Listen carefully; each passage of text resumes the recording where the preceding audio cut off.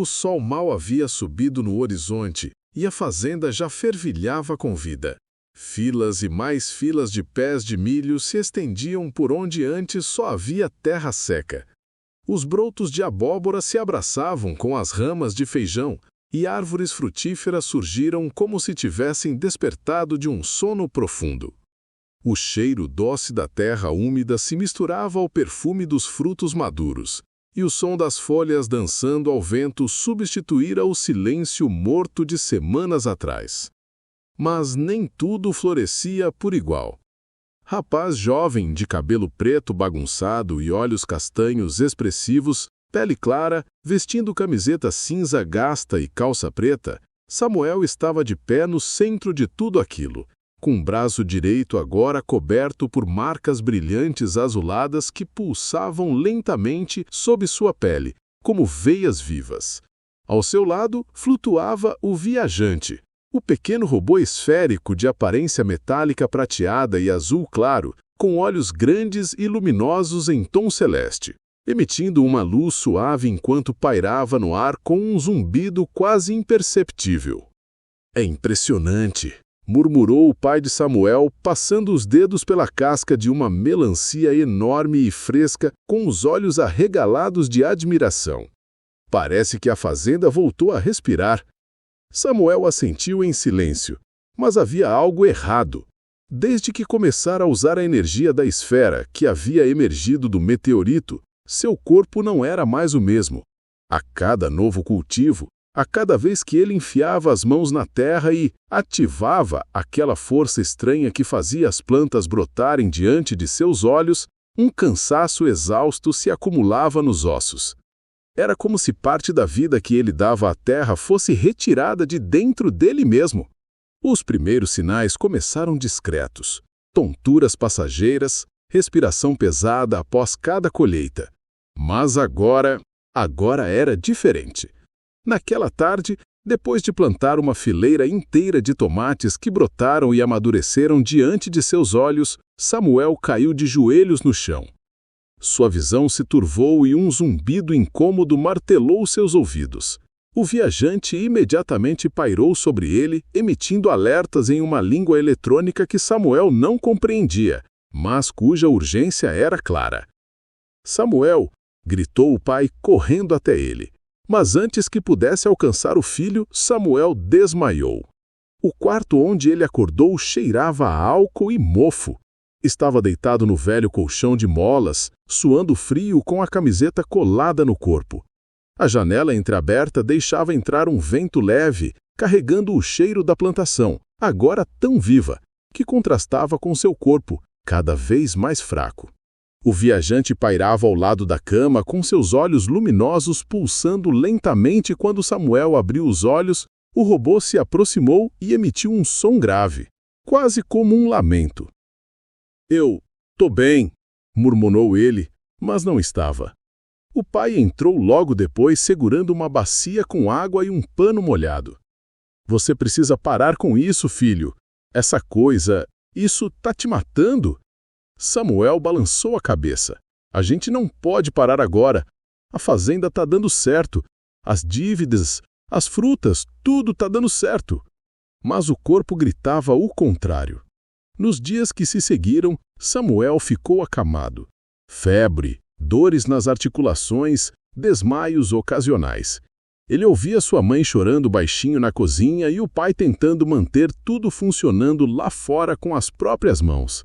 Mas nada crescia se Samuel não tocasse a terra com o braço marcado. A conexão entre ele e a plantação era viva, simbiótica. Naquela noite, enquanto o céu se cobria de estrelas, Samuel olhou pela janela com os olhos cheios de pesar. O viajante se aproximou e pousou levemente no parapeito da janela. "Eu vou aguentar", disse ele, mais para si mesmo do que para o robô. O robô emitiu um som suave, como um sussurro de aprovação. Na manhã seguinte, Samuel acordou determinado. Seus músculos ainda doíam, sua cabeça latejava, mas ele estava de pé.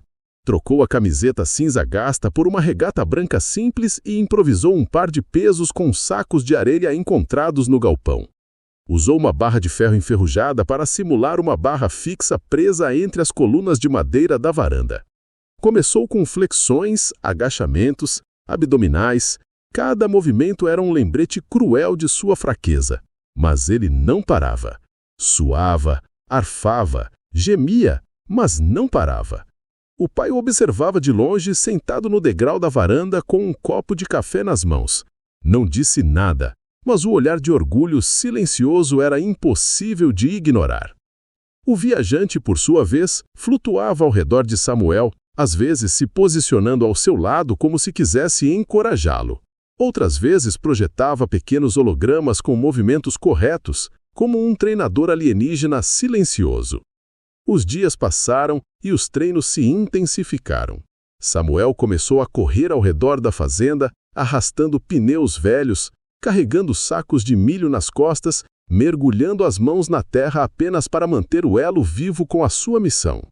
A cada treino, as marcas azuis em seu braço brilhavam um pouquinho mais intensamente, como se a própria tecnologia estivesse reagindo à força de vontade dele. Certa noite, deitado sob o céu estrelado, Samuel olhou para as mãos calejadas. Seu corpo doía por completo, mas ele sentia algo que não sentia havia muito tempo: confiança. Eu não vou deixar essa coisa me destruir, sussurrou ele para o viajante que pairava sobre ele como uma estrela azulada. O robô emitiu um som suave, como um sussurro de aprovação. Ao final de 2 semanas, Samuel estava de volta ao campo, mas agora sua postura era firme, seu olhar mais determinado. Não era mais o rapaz frágil que caía ao plantar uma fileira de milho. Ele havia se moldado à força que precisava dominar. E com isso, a fazenda floresceu mais ainda. Mamões doces, morangos carnudos, abacates do tamanho de melões, tudo nascia sob o toque de Samuel, agora forte, resiliente e cada vez mais ligado àquilo que viera do céu. Mas ele sabia que não podia se esconder ali para sempre. Algo o aguardava além das cercas da fazenda. E seria o viajante quem traria esse aviso. O dia começara cedo na fazenda, mas, desta vez, não com o peso da incerteza. Samuel, já bem mais forte, carregava os cestos com frutas recém-colhidas ao lado do pai. As árvores estavam carregadas, os pés de melancia mal aguentavam o próprio peso, e as videiras pendiam até o chão com cachos tão cheios que pareciam prestes a explodir. Era surreal. "Nunca vi nada assim, filho", disse o pai, ajeitando o chapéu surrado e olhando ao redor com os olhos cheios d'água. "A terra respondeu a você." Samuel sorriu. Já não era mais aquele garoto frágil e magro que desmaiava ao tentar se mover. Seu corpo estava mais firme, os braços marcados por músculos discretos mais reais. A regata improvisada já não parecia tão larga. Os calos das mãos eram como medalhas silenciosas. Carregaram tudo na caminhonete velha. Os pneus cantaram baixo quando saíram da estrada de terra.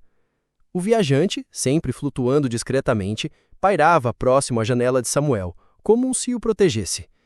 A feira da cidade estava movimentada, gente de todo canto vinha comprar e vender, mas ninguém esperava ver o que pai e filho tinham trazido. As frutas chamavam a atenção como diamantes no meio do barro.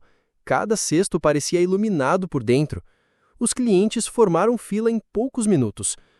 "É de verdade?" perguntou uma senhora, apalpando uma melancia como se duvidasse.